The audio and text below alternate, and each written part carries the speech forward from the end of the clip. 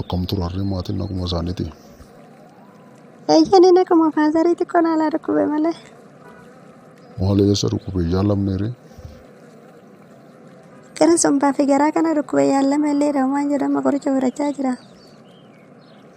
Dooktaroonni maal jedhanii irree dhibee isaa?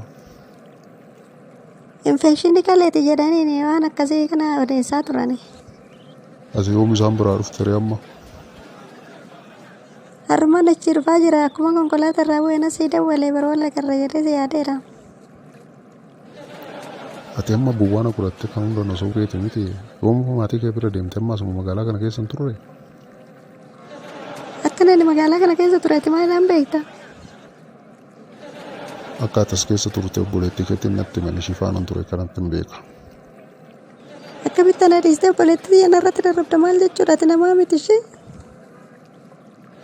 Ati sana dhiistee hiriyaa keenya irratti darrabde situ tapha akkanaa eegale kanaafiyyuu taphichi asumatti xumurameera ishee.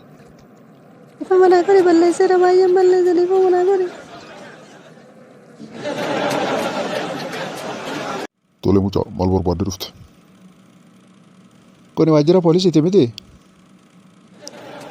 Waajjira poolisiiti maal si gargaaru amma? Hidhamuu barbaade tanan dhufe akka inni hiitan jedhee tanan. Guyyaa biraa deebi'ee amma hojiin natti baay'ata yeroo biraa siidha. Haruma nanii tani har'a malee natti hin tolu guyyaa biraa hojiin qaba barre haruma na hidhaa. Mucaa maal taate warra kanan dura dabaree qabsiifatanii hidhaa jira amma narraa bahi. Isaayyuu kaffaltee osoo hin kaffaliin akkanumatti hidhamuu barbaadde moo maanni narraa gadi bahi amma. Inspektar akkanumatti toona rakkatan maal ta'anis nama rakkatee ta'ee tanan gara keessan dhufe barre nama rakkate gargaaruun immoo aadaa keenya miti maala warra keessan amma akkanatti nan gargaartanii. Na dhagaan jirtu amma hojiin natti baay'ate gaafa kamisaa kootu bakka kamisa isin rakkoon hin jiru tole. Waan shaayii immoo fidi kootu. Tole haa ta'u inspektar bakka gaarii naa qabsiisaa kaashee. Tole haa ta'u deemu. Beelee beektaa har'a baay'ee sirriitti beelee. Eessa seelaadha garee suuta nyaattoo sirriitti beelofte maal taate? Akkan barbaadettoo nyaaddanatu hojjetee fide miti maal rakkoo qabaate si maal si dhibe? Inni uta jedhee tanani malee ana maal dhibee yoo si udeessi jeesee tanani malee fintarsi haa godhu maal lagashireena. Sumaafiyyoo hafu kun nyaata dhiise maal taatete yeroo inni itti si aarsu akkanatti? Nyaata yaadataniitu nama wadagatanii taa'aara akkanatti. Durumaaniyyuu qooda waan biraa haasoftu akkana hin jettu reera eekatti. Qoy ani siif fuudha jennaan ati nama hirmuu maalaaf didda garuu maal taateeti? Yoo si hirme maaliidhaan na bulchitu maaliidhaan na bulchuu dandeessana? Waan ati barbaadde si bulcha sirna gadaa fi dimokiraasii keessaa kan ati filattee si bulcha qamaan rakkoo qabu kun immoo rakkoodha. Gada meetoo gadi badeesi. Deemisa kee gadduraa argaa kan bedoomu. Tole gara gaafiif deebisitti ceenaa deebii sirrii ta'e kallattii kannaa deebisi. Tole na gaafadhu rakkoon qabu nan deebisa. Halkanii fi guyyaa keessaa kamtu irra dheeradha. Waliin caala wal qixa. Ani waa'ee wal qixaa naasofneetu kamtu caalasiin jedhee abdee jirtaa gaafii biraatitti ceena.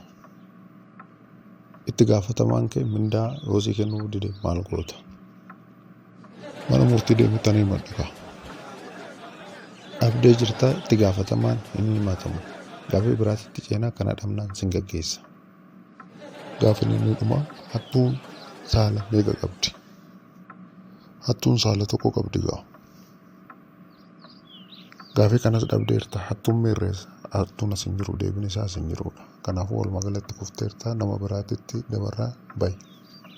Qoy bahuu kiyyaan dura ati na kuffisuudhaaf immoo dhuguma gaafii sirrimaaf nan qortu.